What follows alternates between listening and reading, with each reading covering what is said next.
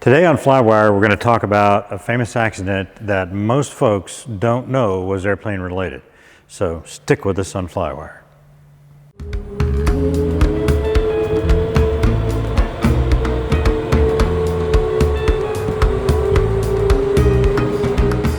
Hi, I'm Scott Perdue, and today on FlyWire, we're going to talk about a Bonanza mishap that occurred a long time ago.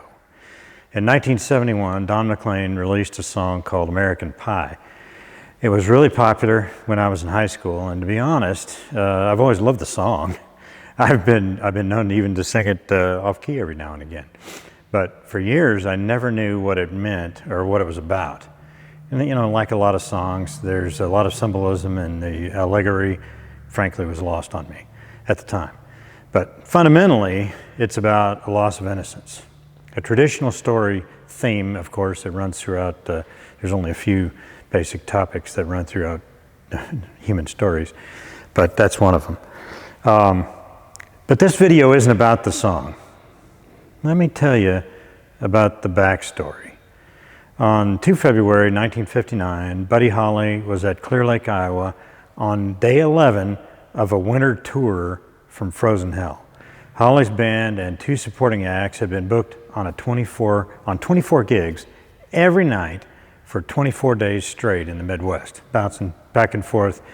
Wasn't well planned. They'd be passing places they were going, and who knows.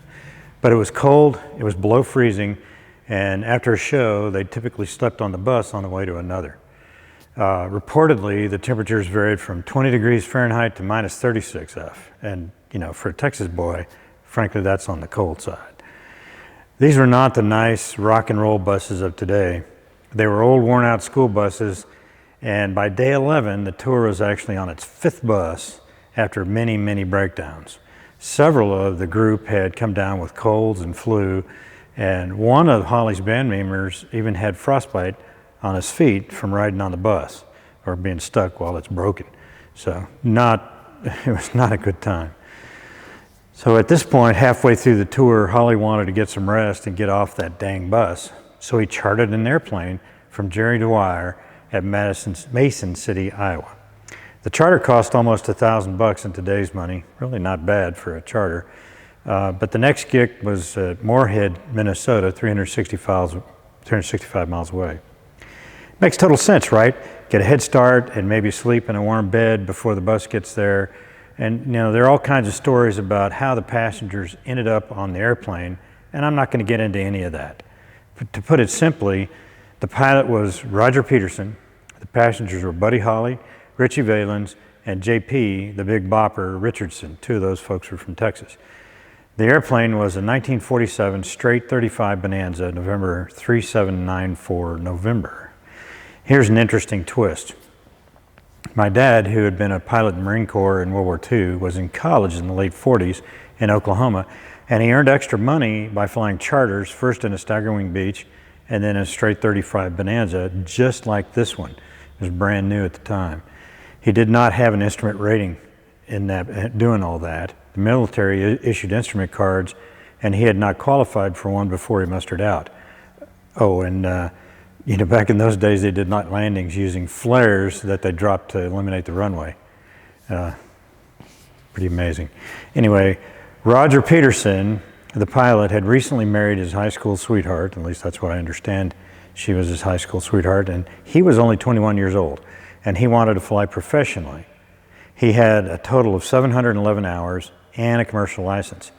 And back in those days, you did not need to have an instrument rating to pilot a flight like this one. Today, if you do not possess an instrument rating, your commercial is restricted to a 50-mile radius, daytime only. Peterson had 128 hours in Bonanzas and was reportedly anxious to fly as much as possible so he could move up to the airlines. That was his goal. He had 52 hours of instrument training, but not in the mishap airplane. Interestingly, Peterson had failed a check ride for his instrument rating 9 months previously. I don't know how much training he'd done in that intervening time, and I don't know why he failed. There are many reasons that could have happened. We just don't know. To make this flight, Peterson had to have VFR conditions. In fact, the Dwyer Flying Service was only approved for VFR operations. And the weather on 2 February was 3,000 overcast about the time of takeoff, 6 miles visibility and light snow, and the winds were from the south at 20 gusts 30. There are reports that the weather briefing Peterson received were incomplete, and he did not know of deteriorating conditions along his planned route. But frankly, I'm not sure that was a significant threat to this flight as it happened. You'll see what I mean in here in just a second. But one thing is for sure, that the clouds were low and this was going to be a very dark and turbulent night. 20 gusts 30 is pretty high. Don't forget that this was 1959, and about the only lights at night were on the ground around big cities, and those were rare. A kilowatt of electricity cost over $17 in today's money in '59. I think that's at least what I worked out. And Ready Kilowatt had not fully electrified 98% of rural America until the mid-'70s. The bottom line is there were no lights in the country for this flight. With low clouds, no moon, no stars, no lights on the ground, it must have been like flying into a sock. But to be sure, the clouds and the visibility met the VFR minimums, and with some very high-profile passengers in a hurry to get going, I imagine the pressure would have been enormous on Roger Peterson. The plane took off at 12:55 a.m. on 3 February, real early in the morning, and Jerry Dwyer reported that he watched the takeoff from runway 17. The airplane turned 180 degrees to the left and flying just east of the Mason City Airport, and at approximately 800 feet or so, he turned to the northwest and set course for Fargo, North Dakota, which was the nearest airport to the Holly's destination.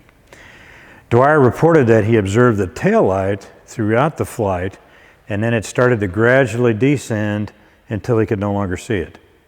And he attempted to contact the flight on the radio to no avail. After daylight, Dwyer used another airplane to trace the route, and at 9:35 in the morning, he found the wreckage 6 miles northwest of the airport in a frozen cornfield. He hadn't gotten very far. Pretty much just after he saw the light disappeared is probably when it hit the ground. Investigators at the time determined that the airplane impacted the terrain about 170 miles an hour in a steep bank to the right.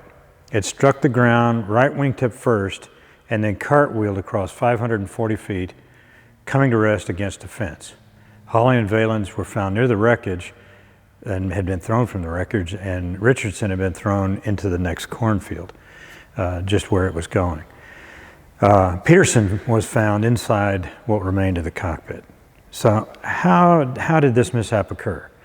What happened to the pilot that he lost control of the airplane so quickly? To begin with, he had not stacked the deck in his favor. A takeoff at 1 a.m. into what amounted to 0-0 conditions was not good judgment. It's very likely that the pilot was fatigued and pressed with a lot of that get-there-itis, got to do it, got to get it done.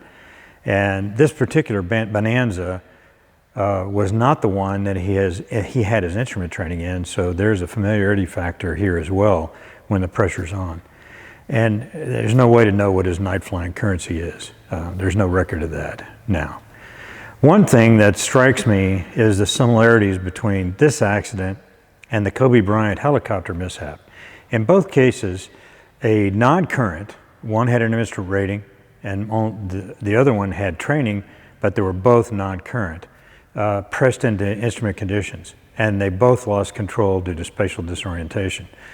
Lots of weird things can happen to your body when you degrade your visual references and then experience 3D accelerations. With a balance system, it's pretty amazing, our inner ear, but it only works reliably when you're connected to the ground. After that, we need help to stay oriented. We're human. We can overcome some of our shortcomings by strict adherence to protocol. Fly your instruments, believe your instruments, have a good cross-check, all that kind of stuff. But also in this protocol for this fateful flight would have been the get on the instruments immediately prior to the first turn to prevent disorientation or ameliorate it. This pilot made 2 disorienting turns in very dark conditions in very turbulent air. He was not exactly prepared for success.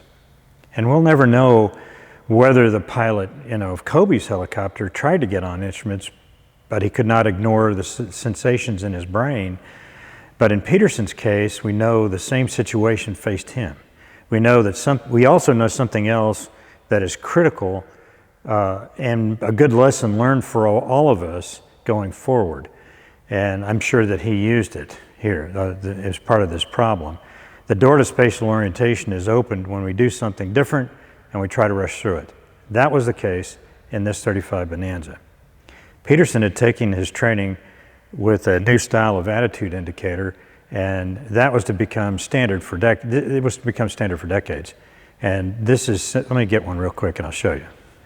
Okay, so that's what I get for not pre-flighting my visual aids. So this is not exactly like the horizon, the artificial horizon that Peterson had in his instrument training, but it was very close. This is a little bit of an updated version of it. But you can see that there's color, brown down here where the ground is, and there's blue up here where the sky is. Kind of matches our interpretation of that. And then a wide horizon line. It's got little pitch markers, and it's got bank markers all the way around, so it actually does a pretty good job of telling you where you are. Okay, of course this isn't turned on, so it's not going to be a super, but the gyroscope is showing us what's happening. So you can see here's a bank to the right, and we can see what a descent would have looked like. That little dot would be the nose of the airplane, and the yellow lines there would be the wings. And so there he is. This is the unusual attitude he finds himself in. There's the sky, there's the ground. The airspeed should have been increasing, okay? So, and the altimeter is decreasing. Of course, he didn't have a lot of time because he wasn't much more than 800 feet above the ground. So what he should have done was got on the gauges and rolled out and then pulled back up to level flight, okay? That's more like the device that he trained with. But what happened is that airplane was actually equipped with this.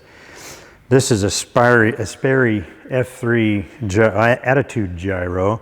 It's enormous. It's very heavy. And this thing was actually developed through Jimmy Doolittle, and basically invented and then developed the early flying non-reference, by instruments, and Sperry was the company that did all that.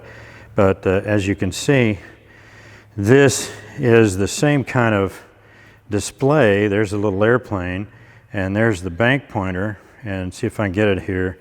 That, as you can see, is the horizon line. But there's nothing to tell you that this is the ground and that's the sky. Major problem. I pulled this out of an old vintage airplane, and frankly, I would not fly instruments on this because I'm a wimp. Just like a turn coordinator, I don't have any confidence in my ability to fly that as a reference, for an emergency situation. I don't want to fly this as a primary reference either, because man, it takes an awful lot of concentration to say what's up and what's down. Okay, nothing's really helping you out here. This is minimal, but this is what he transitioned to. So you learn on this, and you try to transition to the Sperry all in a matter of a few seconds. That is a recipe for disaster.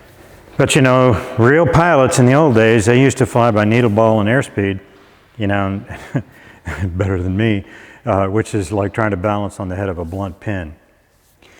Okay, it appears to me, and I'm sorry to say it, but this pilot suffered from overconfidence and a hacker mentality. And I'd be willing to bet that each and every one of you, including me, has suffered from these same things. But we're lucky enough not to have to pay to the price, okay? We're watching this, we haven't paid the price. Some folks have, even recently. He broke my important rule. This isn't rule number one. Someday I'll tell you what rule number one is. But you've heard this one before. It's close to the top. It's don't do anything dumb, different, or dangerous. Okay, and then here's another saying for you, as long as we're on this, is time to spare, go by air. That's the situation here for Peterson, what he should have faced is don't be afraid to cancel or delay if the conditions aren't right. He's not up to the conditions, they're bad. Even for an expert or well-qualified, experienced one, he's not ready. Judge every flight by the inherent risks in the operation and try to mitigate every risk you can before you commit aviation. For Peterson, the best course of action probably should have been to wait until daybreak and then see how things are and press then. Remember how the music made you smile. Okay, I had to throw that in, a little bit of a pun there, and maximize your chances for a successful flight. I hope you enjoyed this video. For me, it was an interesting journey to trying to put myself in Peterson's place with that dang F3 gyro. Crazy. This mishap occurred 61 years ago, but the proximate cause is as fresh as yesterday. For one, I plan on avoiding situations like this, and I hope you do too. I appreciate you watching this video, and I'd like you to subscribe and hit like. Those things really help me out. It's the whole YouTube algorithm, all that kind of crap. The subscribe notification bell look like this. I'll put it right over here. And if you don't like it, well, I'm sorry, but you know, this is my take on a serious problem that faces each of us as pilots. And I think it's important that we talk about things like this. I'd love to hear your comments too. There, but for the grace of God, any one of us could go. So write me and tell me. We've been having some really good stories from folks on the comments on the video, so I appreciate that. If you'd like to support the channel on Patreon, I'll leave a link in the description below, and I'd like to thank my supporters. I really appreciate that. It helps me do all these videos.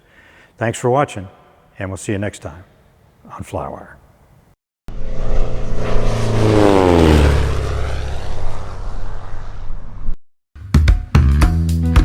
Click this link for the latest upload. Click this link for whatever YouTube thinks you ought to watch. Or you can click this link to subscribe. Thanks for watching.